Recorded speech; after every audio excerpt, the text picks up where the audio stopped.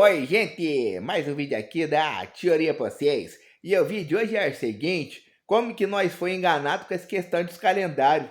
Que na verdade, nós achamos que nós estamos vivendo em 2025 e que lá na Europa eles estão vivendo 2025 também. Por mais que possa parecer que é o mesmo 2025, na verdade não é o mesmo 2025. Eles estão muitos anos na nossa frente e eu posso provar, e provar como? Com a história do Brasil. Se você parar para pensar, o Brasil, antes de ser um país democrático, uma república democrática do Brasil, pelo menos em teoria é democrática, né? Mas antes disso era uma monarquia, era um rei que mandava nas terras do que hoje é o Brasil, porque eram terras que pertenciam ao reinado, o rei de Portugal. Então, lá em 1889, se eu não estiver enganado, 1889, por aí, lá num tempo muito atrás, quando Dom Pedro gritou independência ou morte. Aliás, o Brasil só existe por culpa do Dom Pedro, porque se ele não tivesse decretado independência ou morte, aqui não ia ser Brasil, aqui ia ser Portugal. Por causa de quê?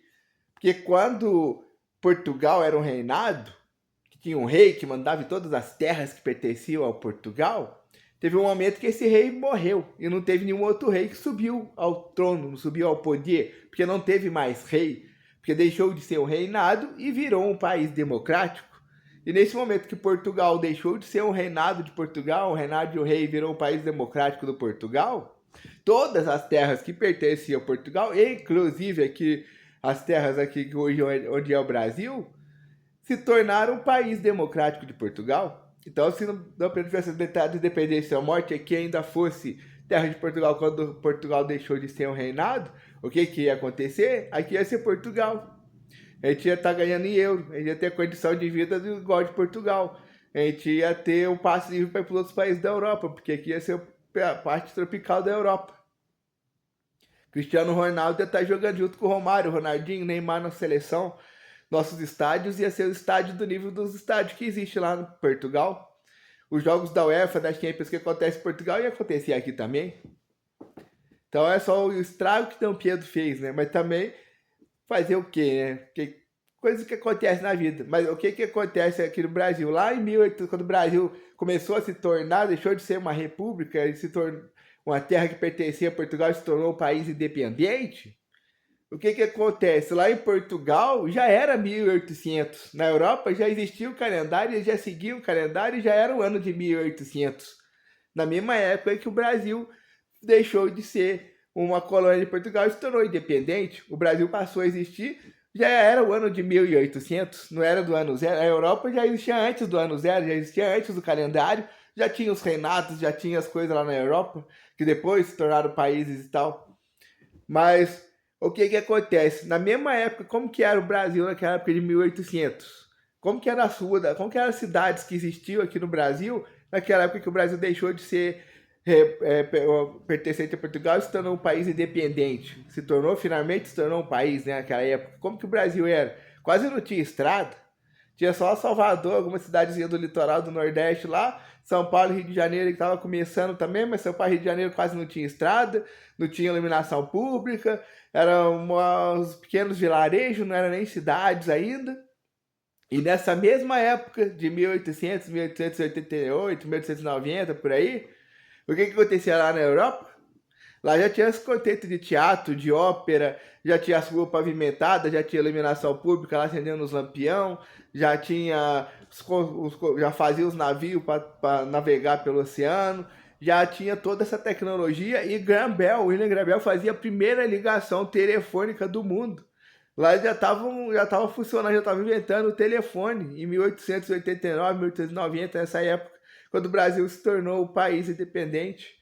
Lá nos Estados Unidos da América do Norte, lá em cima do México, lá entre o México e o Canadá, nas Américas do Norte, lá nos Estados Unidos, o que acontecia lá? O primeiro The New York Times, ou The Washington Post, eu sempre confundo os dois, são os dois jornais mais antigos que tem, a diferença de idade entre eles é pequena, mas já estava sendo lançada a primeira edição do New York Times ou do The Washington Post, estava sendo lançado em 1889.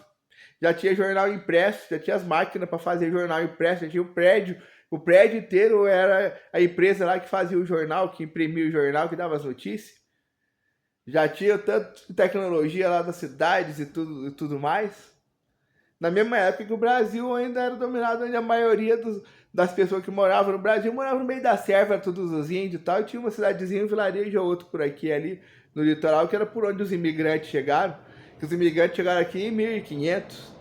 Então, entre 1500 e 1800, foi 300 anos que os imigrantes ficaram vindo para cá, de todo lugar do mundo ficaram vindo para cá. E aqui ainda era colônia de Portugal. E aí depois, só depois de 300 anos de existência de colônia, é que se tornou um país independente. Na mesma época que tinha toda essa tecnologia da primeira ligação telefônica lá na Europa, já as cidades, as estradas, tudo pavimentado. Nos Estados Unidos, os jornais impressos, todo o conceito de prédios e cidades, já também já tudo pronto, civilização.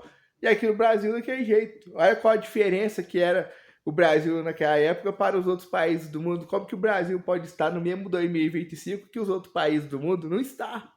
Obviamente não está. E a mídia, como que a mídia manipula e engana, fazendo a gente acreditar que está. Para enganar a gente, trazendo problemas que são de outros países como se fosse problema daqui.